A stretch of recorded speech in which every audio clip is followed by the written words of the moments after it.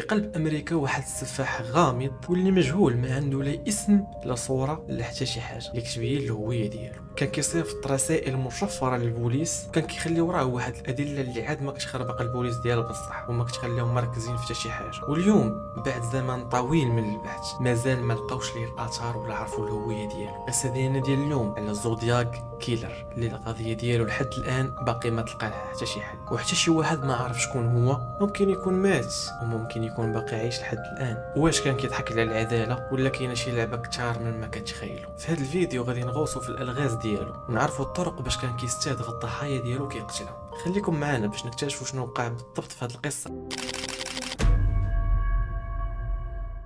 السلام اخوان ومرحبا بكم في فيديو جديد. قولوا لي ارائكم شنو بان لكم في هذا النوع هذا ديال الفيديوهات. الناس اللي مازالين عاقلين كنا كنديروهم في رمضان، ودابا قررت انني نرجع ليهم وغادي نولي نديرهم مره في لاشين ديالي. شنو بان لكم؟ خليوا لي الاراء ديالكم في التعليقات، راه غادي نقراهم كاملين، واللي عجبني غنخلي عليه لايك. ومن هنا لقدام غادي نولي ندوزو بالكومونتيرات الزوينه في الفيديوهات الجايين. فالاخوان ما تنساوش الدعم ديالكم كيهمني وكيموتيفيني اكثر باش نزيد نكمل في هذه الفيديوهات في هذا النوع ديال الفيديوهات بالضبط. خليوا لي لايك، واهم حاجه تقدر ديرها هي ديك لابوني ضروريه، حيت من هنا لقدام تقدر ما تعاودش تطلع لك لاشين ديالي. فدير ابوني وفعل الجرس باش يوصلك الفيديو الجاي ديالي انت الاول ان شاء الله. بلا ما نطول عليكم بداو الفيديو ديالنا.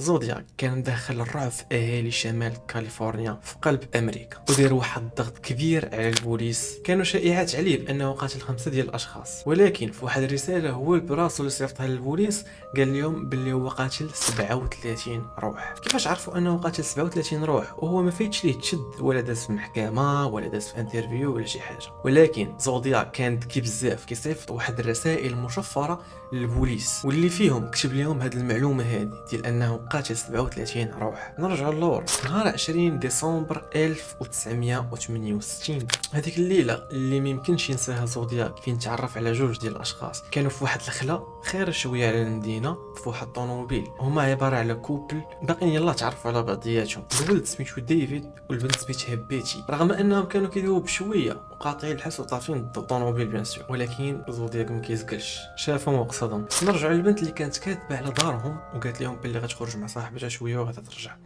ولكن هي ما مشاتش تخرج مع صاحبتها، مشات مع ديفيد. من بعد ما كتبات على دارهم وخرجات، هزوا ديفيد ومشاو للبلاصه كيف قلت لكم اللي خاويه، تما فين غادي يتسلط عليهم زودياك. رغم انهم كانوا قاطعين الحس وطافين الضوء في الطوموبيل، ولكن زودياك ما تيرحمش. هي فاش قصدهم زودياك وجبد عليهم بيستولي ديالو، لا ماشي هاد البيستولي هذا بربر الموزه، غادي تيري فيهم بجوج. وكانت هذيك اول عمليه للزودياك ديال القتل. في هذيك اللحظه غادي يكون الزودياك اول ضحيه اللي غادي يقتلها، اللي هي بيتي لو، غادي تموت في بلاصتها. اما داك الولد اللي هو ديفيد غادي يبقى حي من بعد ما غادي يجيو لومبيلونس وغادي يهزوه يتمو غاديين بيه، غادي يموت لهم في الطريق. تماك فين غتكون الضحيه الثانيه ديال زودياك. في ديك الوقيته حتى واحد ما كان كيسحب ليه باللي هاد الجريمه هذه وراها واحد القاتل اللي مري، قاتل متسلسل. من بعد ما دار اول جريمه ليه شنو غادي يدير؟ غادي يغبر واحد المده لانه ناض واحد الصداع في البلاصه اللي كان دار في هذيك الجريمه. امتى غادي يرجع لينا خونا وحبيبنا؟ غادي يرجع في 1969. ويا لها من صدفه، بحال المره اللي فاتت كوبل كانوا في طوموبيله في واحد لاكار، ومن الصدفه ان ديك البلاصه اللي كانوا فيها حتى هما كانت قريبه من البلاصه اللي ارتكب فيها الجريمه الاولى. وميشيل وهما الضحايا ديالو في المره التاليه اللي غادي يرتكب فيهم نفس الجريمه وبنفس الطريقه. غادي يجيب البيستولي ديالو وغادي يمشي وغادي يتيري فيهم، وهاد المره غادي يتاكد انه يقتلهم وغيرجع يفيريفي ويعاود يتيري فيهم بقرطاس. الاخوان ديالنا تا هما كانوا كيسحب ليهم راهم بوحدهم في الباركينغ وطافين الضوء وساقلين تيدوي غير بشويه، ولكن ما عرفوش من خرج لهم زودياك، لان زودياك قاتل متسلسل شي عجبو بحال هاد اللعيبات تيستمتع هو كيتلذذ. ولكن هاد المره ما مشاش وتاكد حتى قتلهم عاد فاش تحرك من حداهم. زودياك ما كيضحكش، لا ما تيضحكش. زودياك تعلم من الدرس الاول في الجريمه اللي فاتت وطبقه في الثاني، ما يمكنش يعاود نفس الغلط. زودياك العزيز الغالي كيسحب ليه خوتنا ماتوا، ويا عجيب نفس البلا اللي وقع في الجريمه الاولى، البنت ماتت والولد بقى حي. ها البنات اللي تيخرجوا للخلاوات راه هذاك راه الدراري تيحصلوا وتيبقاو حيين، والبنات تيحصلوا تيموتوا. ردوا بالكم، توصيكم. المهم الاخ ديالنا اللي نجا من الجريمه من بعد ما فاق في السبيطار جاو البوليس باش يستجوبوه، وكيفاش بقى عاقل ما عرفتش.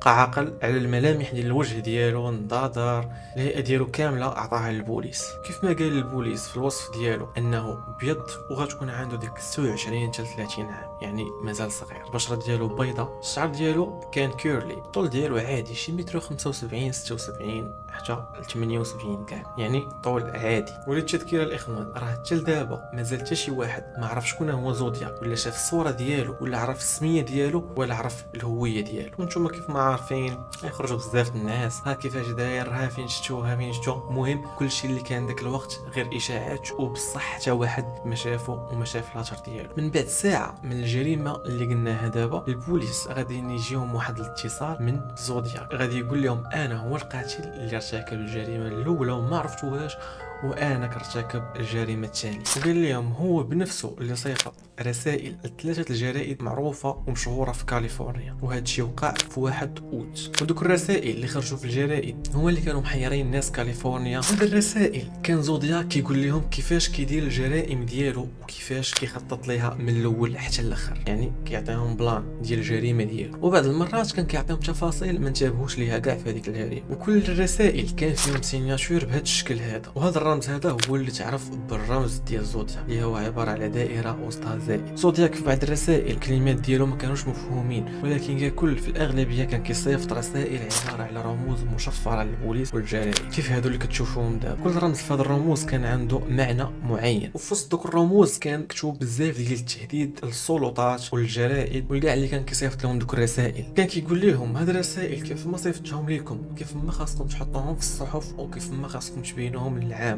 وقال لهم الا ما حطيتوش هاد الشيء كيف ما كنصيفط لكم انا، راه غادي يقتل بزاف ديال الناس. خلاصه بغاهم يهضروا عليه بزاف، يعني بغا خوني يتشهر. وبحكم ان الصحف كانوا هما اكبر 3 الصحف في كاليفورنيا، فخداو القضيه على محمل الجد، بحكم انهم عرفوا زودياك كاين في كاليفورنيا وحتى هما كاينين في كاليفورنيا، يعني خافوا ديال بصح بحال تقول هو ولا تيتحكم فيهم. في الرسائل ديالو اللي كان كيصيفط للصحف كان كيقول لهم الا ما نزلتوش داك الشيء ديالي بالضبط كيفاش كنصيفطوا لكم، غادي نستهدف في الضحايا ديالي من عائلات الناس اللي خدامين في دوك الصحف. فخافوا وعرفوا ان زودياك ما معاش اللعب، ولاو تينفذوا ليه كاع الطلبات ديالو. كان حكام هاد زودياك هذا، الله يلعن سمعني. ومن بعد 3 ايام من هادشي اللي تنعاود لكم دابا، الجرائد كتوصلهم رساله اخرى من زودياك، وهذه كانت هي اول رساله كيتلقاوها الصحف من زودياك، واللي تيكتب لهم فيهم معاكم زودياك. وكانت هذيك اول مره بالنسبه لهم غادي يسمعوا كلمه زودياك، اول مره غادي يعرفوا ان الشخص اللي كيتعاملوا معاه او المجرم القاتل المتسلسل اللي عارفين هما كان سميتو زودياك. ومن داك النهار البعد ما بقاوش يقولوا عليه السفاح، ولاو تيقولوا عليه زودياك. اما الاكتشاف الثاني اللي لقاوه في هذيك الرساله اللي هو الجواب ديالو على السؤال اللي حير كاليفورنيا وامريكا عامه. نخليكم مع الهضره اللي قال لهم زودياك في هذيك الرساله.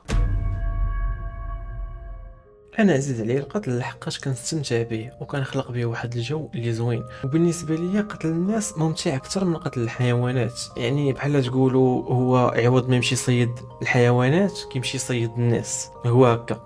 وبالنسبه ليا ان الانسان هو اكثر حيوان خطير. كان بالنسبه لي هو ان الانسان يعني خطر من الحيوان، الانسان هو اللي خاصو يتصيد. عقل ديال المجرم مش كتستنى منه. وكان كيقول لهم حتى ان النشوه ديالو هو كيقتل في الناس اكثر من النشوه ديال العلاقات، وانتم عارفين اي علاقات. كانت عنده واحد الفكره في بالو، هو انه فاش غادي يقتل هذوك الناس كاملين ويموت ويطلع الجنه. وات هذاك القتال واش كتظن انك غتطلع الجنه؟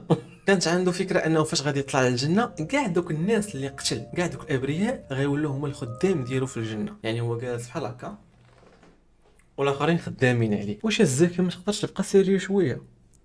اخوان انا هكا داير، انا هكا راني مزنزن، راه ما شوف ديوني على قد عقلي. يوم حبابي وخوتي ديوني على قد عقلي. هي باقي ما درتيش لايك؟ اش كتسنى دير لايك، دير لايك، دير لايك راك عزيز عليا وما نبغيش نتيري فيك. ودير لايك، دير لايك خليني مزيان معاك. جيب فكره، دير سكريبت، صور، مونطي، قاد، لوح، مينياتور، في الاخر ما ديرش ليا لايك. دير لايك وخلينا نكملوا. درتي لايك؟ يلا نكمل.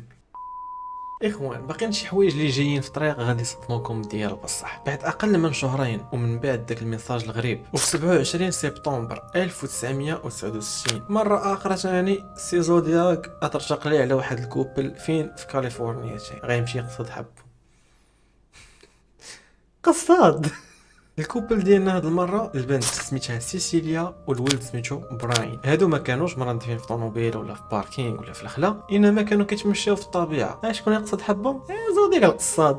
قصاد سيسيليا في هذيك اللحظه شافت زودياك كيطلع عليهم من روح الشجره، واحد السيد اللي طويل وصحيح. من بعد ما شافته غادي يخرج ليها من ورا الشجره وغادي يجرها من شعرها. وكيف ما قالوا ان هذا السيد هذا كان لابس واحد القناع بحال اللي كيديروا فاش كيبغيو يعدموا شي واحد. خلي لكم الصوره ديالو هنايا. وفي صدرو كان عنده نفس سيناتور ديال زودياك. من بعد ما شافوه الكوبل ديالنا غادي يجبد جنويه في ايد وغادي يهز بيستولي ديالو في ايد اخرى. من بعد هادشي كامل الكوبل ديالنا ما قدر يدير حتى شي حاجه، ما قدرش يتحركوا، تبلوكاو في بلاصتهم. المره هذه ما غاديش يتيري فيهم، ما غاديش يستخدم بيستولي ديالو، غيقضي الغرض غير بديك الجنويه اللي يجبدها. غادي يدي شرمل في حبهم. عاوتاني سيسيليا غتموت في السبيطار. راه في كل جريمه قتل فيها كوبل كتموت البنت. ردوا بالكم البنات، راني كنصحكم ردوا بالكم. تلاقاو بشي زودياك ولا شي حاجه، راه انا لله ودا احمد، ما كاينش يا مرحمين. المهم كيف ما غتكونوا متوقعين ان براين بقى حي رغم انه كان مضروب ب6 ديال الضربات. براين ملي فاق في المستشفى قال لهم حتى هو نفس الحاجه، ان خونا اللي كان قدامهم كان طويل متر و75 حتى المتر و82. الشعر ديالو كيورلي، ما قدرش انه يشوف وجهه لانه كان داير ماسك. وهاد المره غادي يصيفط رساله للبوليس بالجسم ديال براين، غادي يكتب فيه رساله وغادي يدير فيه نفس السيناتور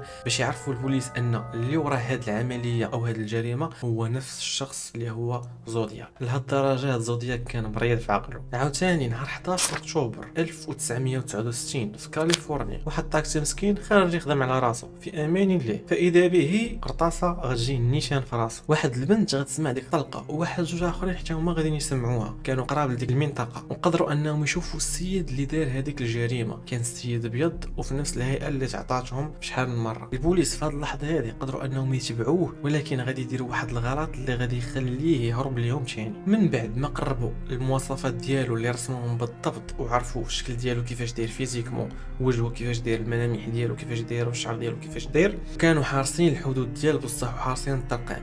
تولكي غادي تسرب واحد الاخبار ديال ان داك السيد اللون ديال البشره ديالو ماشي ابيض وانما اسمر. من بعد هذيك اللقطه مباشره واحد الشرطي اللي سميتو دونالد فاوك غادي يوقف واحد الشخص اللي عنده نفس المواصفات، ولكن غادي يطلقوا. علاش؟ لان البشره ديالو كانت بيضاء. وكيف ما عارفين وكيف ما قلنا في الاول هو ان البشره ديالو بيضاء، لكن ديك المعلومات اللي كانت تسربات هي معلومات خاطئه واللي خلاته يفلت باعجوبه من داك البوليسي. المهم من بعد ما زودياك غيفلت من هادي غادي يفرح بزاف وغادي يمشي يكتب واحد الرساله اخرى. غادي يقول لهم من بعد ما نزلت من الطاكسي اللي قتل مولاه غادي يوقفوا واحد البوليسي واللي عاود لهم فيه اش وقع. قال لهم بانه قال لي الشخص اللي كنقلبوا عليه هو اسمر وماشي ابيض. ومن بعد انا مشيت. المهم البوليس قلت لك بغى يحماق وداك النهار تشدوه ومشى. كيفاش؟ الله اعلم. المهم في هذاك النهار خرجوا واحد الصور تقريبيه لزودياك. هذوك الصور كانوا معتمدين على الشهود شنو قالوا والمواصفات اللي عطاوهم البوليس، رغم ان شافوا بزاف الناس من بعد، ولكن في الاول كانت شافت واحد البنت وشافوا دوك جوج دراري اللي قلت لكم. وهنا فين غادي يلقاو البوليس واحد الدليل اللي غادي يطلع لهم المورال ديالها بصح.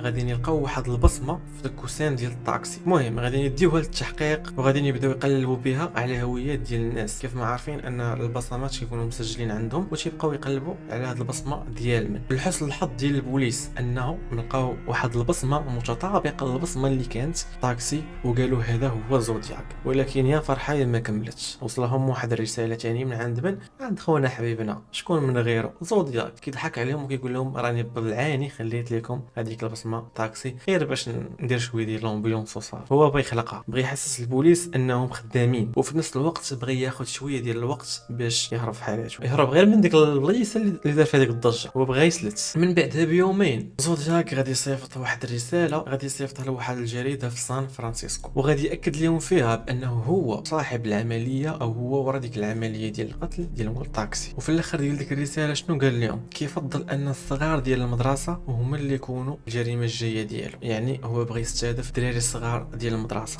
قال لهم كيظن انه خاصو يفخخ واحد العربه ديال النقل المدرسي. المهم هذا كان تهديد منه وتهديد واضح، واللي تيخلع اكثر هو انه هذا الكلام هذا او هذه الرساله تقدر تقدر ما تكونش غير تهديد، تقدر تكون بصح. وبحكم ان هذه الرساله ما جاتش من عند شخص عادي، جات من عند زودياك. زودياك الانسان اللي ما عندوش قلب وما عندوش كبرياء وما كيحس بحتى شي واحد، هو فقط كيتلذذ بالقتل ديالو لخوته. وباش زاد كمل اليوم باهيه في هذيك الرساله، صيفط لهم مخطوطات وكيفاش البلانات كيفاش غادي يدير باش يدير دوك القنابل تحت دوك العربات. شوف لي زودياك راه ما كيحشمش، والله ما كيحشم. تما عرفوا انهم ما كيتعاملوش مع شخص عادي، وانما كيتعاملوا مع قاتل متسلسل ومريض شويه في عقله. وداروا ليه فريق اللي غادي يتولى القضيه ديالو، او تيم بقى متبعاه حتى تشدو. عامين من بعدها، من 1969 حتى ل 1971، هاد المده كامله زودياك وهو كيصيفط في الرسائل للجرائد والبوليس. ومن 1971 ل 1972 صيفط رساله واحده. من بعد قطعت الاخبار ديالو حتى العام 1974،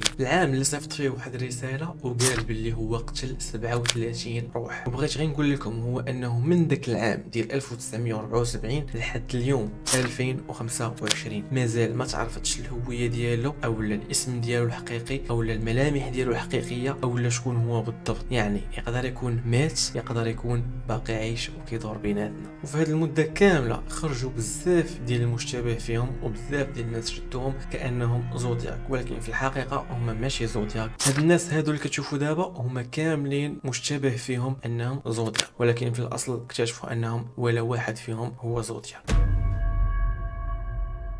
الاخوان، هنا غنكون وصلنا للاخر ديال الفيديو ديالنا. فهاد الناس اللي وريتكم اللي مشابه فيهم، يلا بغيتو القصص ديالهم وكيفاش شدوهم بالفيديوهات الجايه، خلوها لي في الكومونتيرات، ندير لكم بارت 2 وبارت 3 علاش لا. فقط خاصني نشوف غير التفاعل ديالكم في هذا الفيديو هذا، راه متعوب عليه ديال بصح. اللي معك واحد لايك، كومونتير زوين كيف قلت لك، واهم حاجه واللي ننصحك بها هي ابوني، وضروري تفعل الجرس باش يوصلك الفيديو الجاي ديالي انت الاول ان شاء الله. راه تقدر تبغيني وما تبغينيش. نشوفكم الفيديو الجاي ان شاء الله.